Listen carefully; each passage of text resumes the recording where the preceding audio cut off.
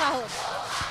ওরা মানে এই স্কুলের না, কোনো গার্জিয়ান না বলতেছে এই স্কুলে দায়িত্ব আছেন, কে ডাকছে বলে আমাদের এখানে লোকজন, কোন লোকজন আছে নাম বলুন না। না আবার বলুন। এখানে আমি এখন আসলে যেখানে দাঁড়িয়ে আছি Azimpur school girls school and college, এবং এখানে আসলে আজকে যেটি হয়েছে শিক্ষার্থীদের যারা ছিলেন, প্রাক্তন শিক্ষার্থী যারা ছিলেন, এখন যারা শিক্ষার্থী আছেন, তাদের কিন্তু বেশ কিছু অভিযোগ ছিল যে এখানে কোচিং বাণিজ্য থেকে শুরু করে টিচারদের নানা ধরনের অসদাচরণ, শিক্ষার্থীদের গায়ে হাত তোলার মতো ঘটনাও নাকি ঘটেছে, এবং সেই দাবির মুখেই শিক্ষার্থীরা আজকে একসাথে হয়েছিল তাদের অধ্যক্ষকে আসলে অপসারণের জন্য।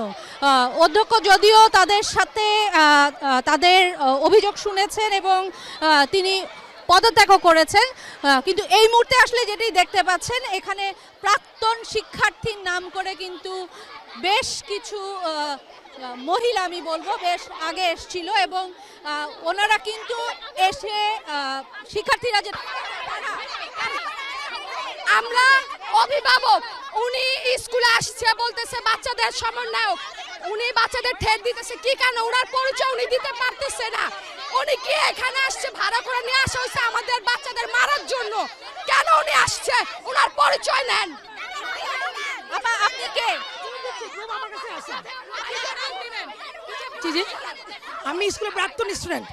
আমি আসছি জুনিয়রদের সাথে কথা বলতে যে তোমরা কি চাও। আপনি শিক্ষার্থীদের গায়ে হাত তুলেছেন কেন? আমি কোনো হাত তুলি নাই, তারা উল্টা আমার চুল ধরছে। শিক্ষার্থীরা অভিযোগ করছে আপনি তাদের গায়ে হাত করবে, ওরা অভিযোগ করতেছে। আমি বলি উনার কোনো আইডি কার্ড নাই, উনার কোনো পরিচয়পত্র নাই, উনাকে ভাড়া করে আনা হয়েছে। আমি যদি প্রুফ সব মিলিয়ে আমার কাছে অলরেডি প্রুফ আছে। সব মিলিয়ে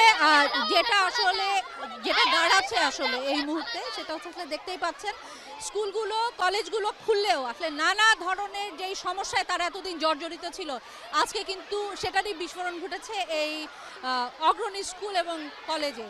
এবং অনেকক্ষণ ধরে আসলে এই যে পরিস্থিতি চলছে, এবং এটা ওনারা বলছে যে তাদের যার যার বিরুদ্ধে অভিযোগ আছে, যে সকল শিক্ষকদের বিরুদ্ধে, তাদেরও আসলে তারা পদত্যাগ চায়, এবং পদত্যাগ করানোর পরেই তারা আসলে তাদের এখানের যে অবস্থান সেখান থেকে তারা সরে দাঁড়াবে।